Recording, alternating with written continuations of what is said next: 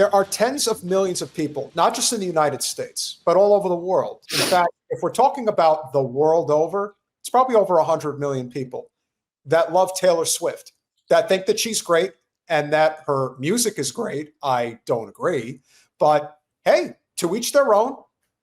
And she is considered a global icon by most standards. But Taylor Swift is not who you think she is if you think she has humanity running through her veins. Nope. In fact, it's even worse because she's very sinister and undercover about it. So to kick things off, this right here is a man from her Eras tour, which ended in, I think, 24. Or his name is Aaron. Aaron.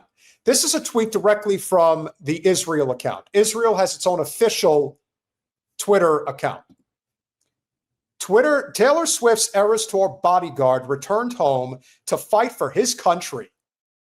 So right off the bat, you know they're lying because there's no such thing. It's just made up. Hey, Taylor Swift, we promise you'll never find another like him. We love you, Aaron. So already you see what type of people she employs. Zion Nazis in her midst. I know there was something that you wanted to point out as well.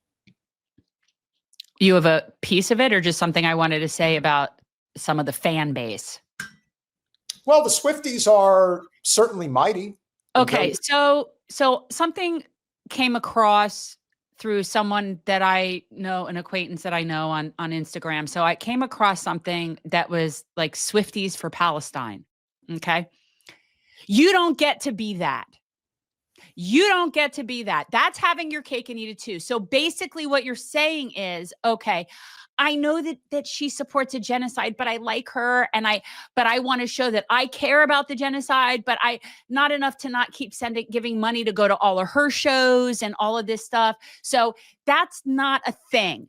You don't get to be a Swiftie for Palestine. That is the dumbest fucking thing I have heard in a long time.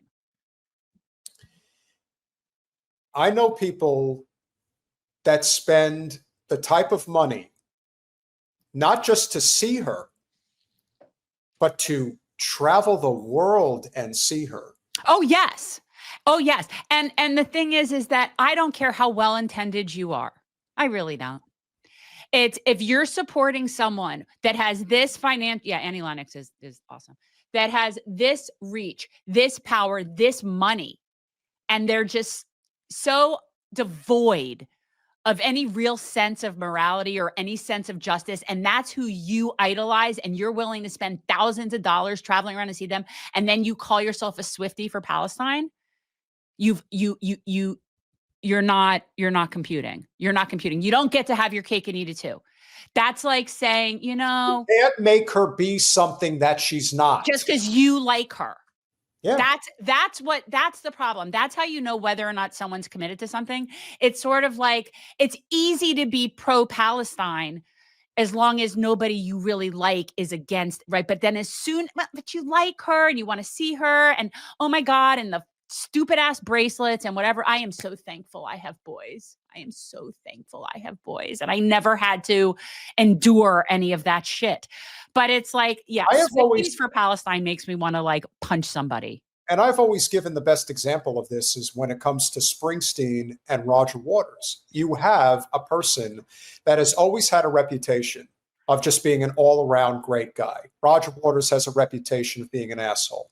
But the big difference between the two is that Roger Waters has always spoken up, has always stood up on the side of justice. Now, Springsteen, up until just recently, also always stood up on the side of justice until he had to face the reality of whether or not he would cross some of his people to support to support Palestine, and he folded like a cheap suit. And that doesn't mean that Bruce supports Israel. It just means that he's too much of a coward to say that he doesn't. Now, in Taylor Swift's case, not only did she decide not to say anything, this gets even worse because she basically had her manservant, who's going to be her husband, decide to do it for her instead. this is pretty pathetic. And I want to give a shout out where it's due. Her name, the content creator's name, is Alicia Magdalena. Here's what happened with the Kelce brothers and the little nuanced language that they use to show their love and support for the state of Israel. Between Travis Kelce and Taylor Swift seems innocent until you realize it's soft PR for Israel right as they're being accused of genocide. In October 2024, a year into Israel's assault on Gaza, Travis Kelce mentioned on his podcast, New Heights with Jason and Travis Kelce, that Taylor Swift had introduced him to an Israeli restaurant. She's introducing new foods to you, and it's been one of the greatest things that I've been happy about. And the Israeli spot in Philadelphia. Zahav. Yep, shout out to Michael Solomonov. Well, if anybody knows that restaurant, I would suggest going there and holding up a Free Palestine sign. Although Lord knows there probably has happened that. But what in goodness gracious name would possess you to do a podcast a year into a genocide in Philadelphia, no less, and make this statement? You know, my lovely fiance introduced me to this Zahav Israeli restaurant, and it is fantastic. I mean, isn't that food incredible? What is the very dirty little secret about Israeli food, Jen?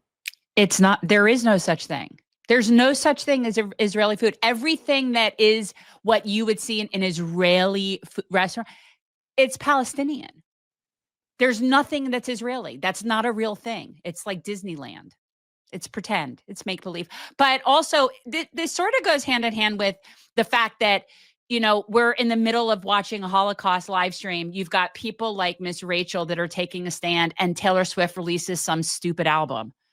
And all the Swifties are going crazy. Like, you could not be more out of touch and just so living in the Capitol in the Hunger Games and just completely oblivious to the world around you. Shame on anyone that's what they're thinking about in this world, truthfully. And honestly, she's just not that good. I mean, I don't know about her as a performer. I'm sure she does a great show, but like her music to me is just not, like, I have not been that impressed with it, but I'm not a pop music person anyway. Not really.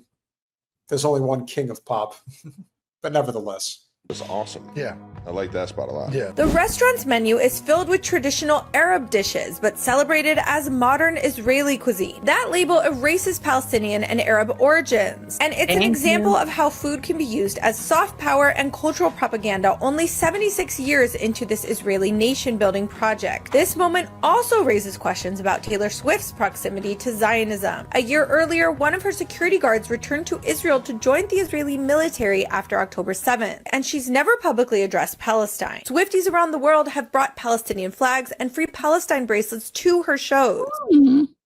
And they don't give a shit. And they're still paying to go to her shows.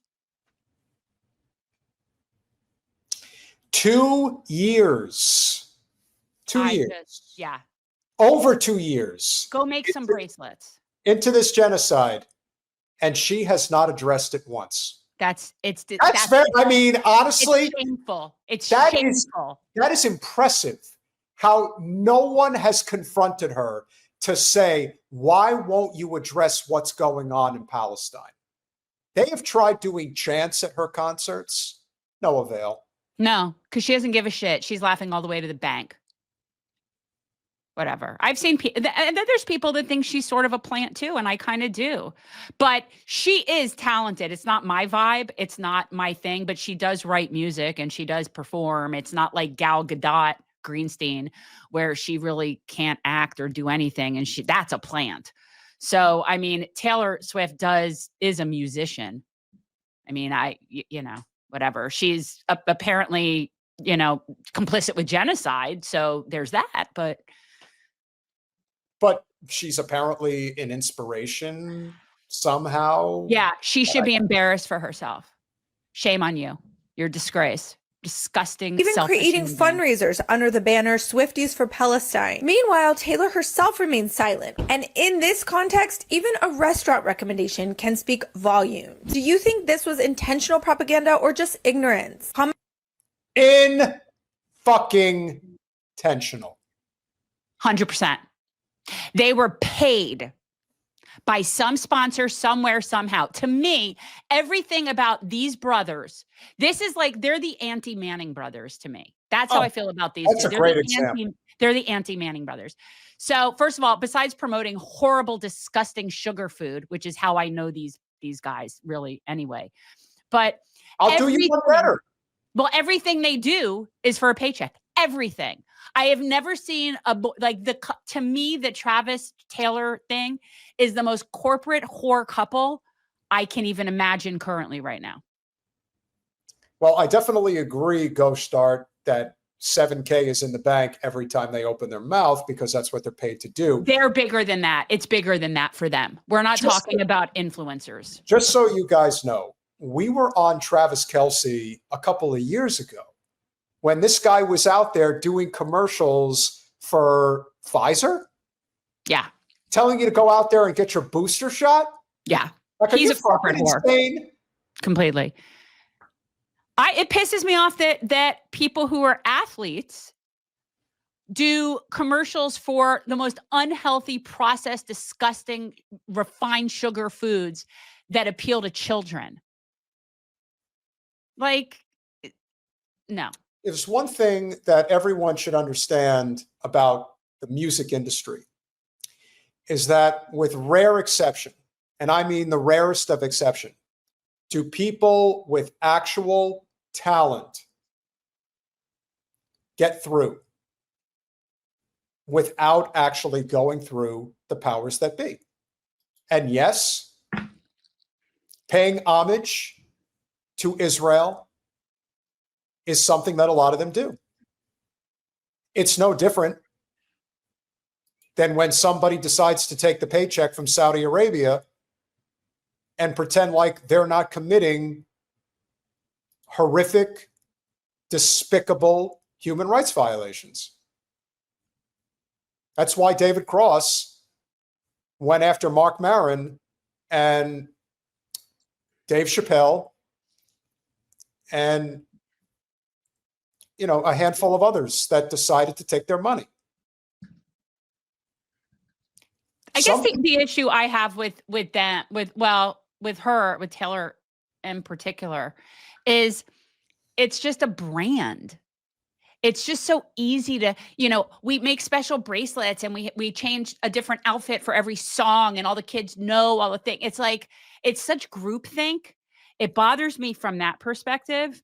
But when you have that size of a platform and you have fuck you money and you don't speak out when something is happening like this, you're shameful.